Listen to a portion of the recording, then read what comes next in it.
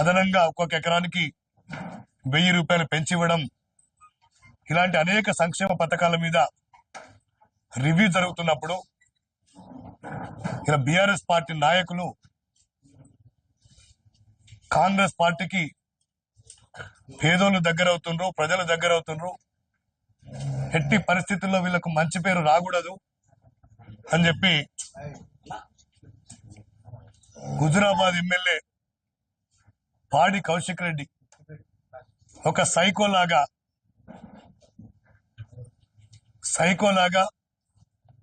ఇవాళ ఒక పిచ్చి కుక్క కదా ఏ విధంగా అయితే గ్రామాల్లో పడి స్వైర విహారం చేస్తుందో, నిన్న కలెక్టరేట్ లో ఈ జిల్లాకు సంబంధించినటువంటి ఇన్ఛార్జ్ మంత్రి ఉత్తమ్ కుమార్ రెడ్డి గారు, జిల్లాకు చెందినటువంటి మంత్రులు శ్రీధర్ బాబు గారు, పొన్నం ప్రభాకర్ గారు, ఇవాళ పార్టీలకు అతీతంగా అన్ని పార్టీలకు చెందినటువంటి శాసనసభ్యులు, శాసన మండలి సభ్యులు, జిల్లాకు చెందినటువంటి ఉన్నతాధికారులు నిర్వహిస్తున్న సమీక్షా సమావేశంలో ఒక పిచ్చి కుక్క మాదిరిగా ప్రవర్తించి ఈయన ప్రభుత్వ పథకాలని ప్రజలకు చేరనివ్వద్దు అని చెప్పి ఒక సంకల్పం పెట్టుకొని ఇవాళ మొత్తం కూడా రసాబస వేసి డిస్టర్బ్ చేసినటువంటి ఉదంతం మనం అందరం చూసినాం.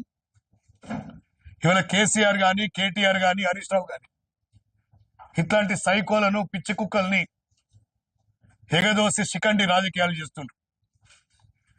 కేసీఆర్ గారు 2014 సంవత్సరంలో అధికారంలో వచ్చినప్పుడు ఆనాడు టీడీపీ ఎమ్మెల్యేల్ని, కాంగ్రెస్ పార్టీ ఎమ్మెల్యేల్ని మరొకసారి 2018లో ప్రజలంతా 88 సీట్లు గెలిపించినా కూడా ఈ రాష్ట్రంలో ప్రతిపక్షం అనేది ఉండకూడదని చెప్పి కాంగ్రెస్ పార్టీకి చెందినటువంటి 19 మంది శాసనసభ్యులు ఆనాడు గెలిస్తే వీళ్ళకు ప్రతిపక్ష హోదా ఇవ్వద్దు, వీళ్ళకి ప్రతిపక్ష హోదా తొలగించాలి, వీళ్ళ గనక ప్రతిపక్ష హోదా ఉంటే ప్రజల పక్షాన వాళ్ళు కొట్లాడతారు, వాళ్ళకు మంచి పేరు వస్తుందని చెప్పి ఆనాడు 12 మంది ఎమ్మెల్యేలు నాటుకొని ప్రతిపక్ష హోదా కూడా లేకుండా చేసినటువంటి నీచపు పార్టీ ఈ దేశ చరిత్రలో ఏదైనా ఉందంటే అది ముమ్మాటికి బీఆర్ఎస్ పార్టీ. 2014 నుంచి 2013 వరకు, వాళ్ళు 23 వరకు దాదాపు 60 మందికి పైగా తెలుగుదేశం శాసనసభ్యులు, కాంగ్రెస్ శాసనసభ్యులు, బీఎస్పీకి చెందినటువంటి శాసనసభ్యులు, ఇంకా వాళ్ళు ఎంత నీచానికి దిగారంటే కమ్యూనిస్టులకు ఒక సైద్ధాంతిక బలం ఉంటుంది, వాళ్ళు నిజానికి కూడా ఎప్పుడూ పార్టీలు మారరు. ఇలా కమ్యూనిస్టు పార్టీకి చెందినటువంటి ఎమ్మెల్యేలు కూడా ప్రలోభపెట్టి పార్టీని మార్చినటువంటి నీచ చరిత్ర బీఆర్ఎస్ పార్టీది, కేసీఆర్ది. ఇలా బిడ్డ కౌశిక్ రెడ్డి, ఇలా పార్టీ ఫిరాయింపుల గురించి నువ్వు మాట్లాడదలుచుకుంటే నువ్వు మొట్టమొదట ప్రశ్నించాల్సింది బీఆర్ఎస్ పార్టీని.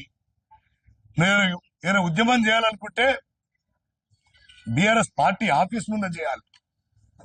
ఇలా పిచ్చి మాట్లాడి ఇలా కాంగ్రెస్ పార్టీకి ప్రజాస్వామ్యమైన స్వేచ్ఛ అంటే ఎక్కువ గౌరవం ఇస్తాం.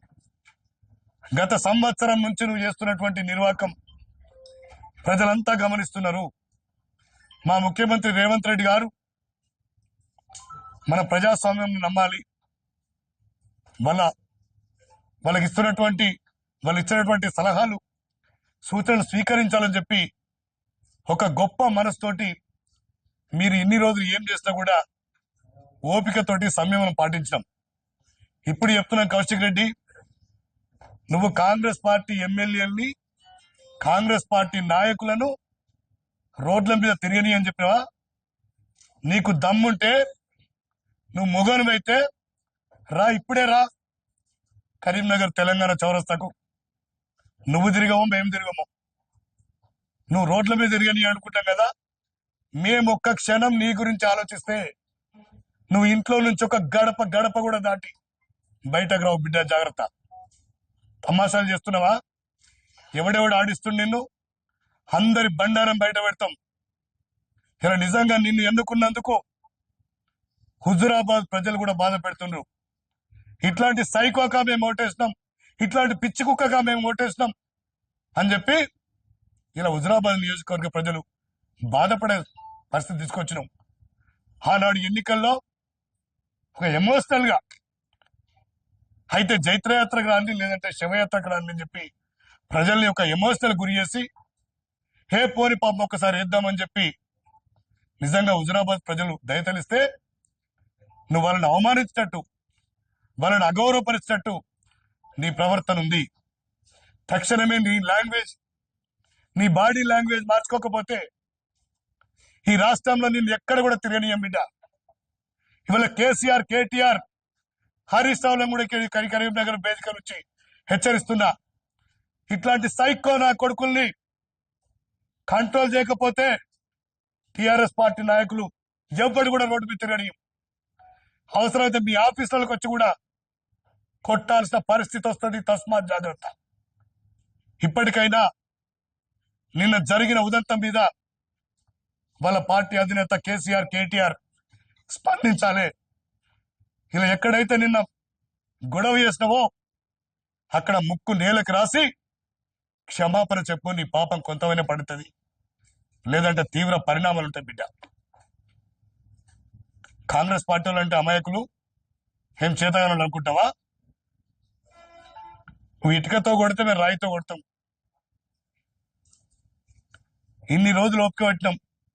నువ్వు ఎన్ని పిచ్చి పనులు చేసినా, ఎన్ని వెధవ పనులు చేసినా, ఎంతమందిని రెచ్చగొట్టి కవ్వింపు చర్యలకు దిగినా కూడా, ఎందుకంటే మాదొక 130 సంవత్సరాలకు పైగా చరిత్రను ఒక జాతీయ పార్టీ. మీరు తొందరపడ్డారనో, మీరు పిచ్చి కుక్కల్లాగా ప్రవర్తించారనో ప్రవర్తించే పార్టీ కాదు. ఎందుకంటే గొప్ప గొప్ప జాతీయ నాయకులు స్వాతంత్రం ముందు నుంచి కూడా ఒక పద్ధతి, ఒక సంస్కారం, ఒక క్రమశిక్షణ నేర్పినటువంటి పార్టీ కార్యకర్తలుగా ఇలా కాంగ్రెస్ పార్టీ నాయకులు, కార్యకర్తలు ప్రతి ఒక్కరిని గౌరవించే సంస్కృతిని అలవాటుపరుచుకున్నారు. నీలాంటి సంస్కృతి దిగితే ఇలా మాకు యూత్ కాంగ్రెస్ ఉంటుంది, ఎన్ఎస్ఏ ఉంటుంది, ప్రతి గ్రామంలో వందలాది మంది కాంగ్రెస్ పార్టీ నాయకులు, కార్యకర్తలు ఉంటారు. ఒక్కసారి ఆలోచించుకోండి. నిన్న జరిగిన సంఘటన మీద శాసనసభ స్పీకర్ గారు కూడా ఫిర్యాదు చేస్తాం. గతంలో శాసనసభను కించపరిచే విధంగా అనేక సార్లు మాట్లాడినరు. ఈ రాష్ట్రంలో ల్యాండ్ ఆర్డర్ డిస్టర్బ్ చేసే విధంగా కౌశిక్ రెడ్డి ప్రవర్తిస్తుంది తప్ప డీజీపీ గారికి ఫిర్యాదు చేస్తాం. కరీంనగర్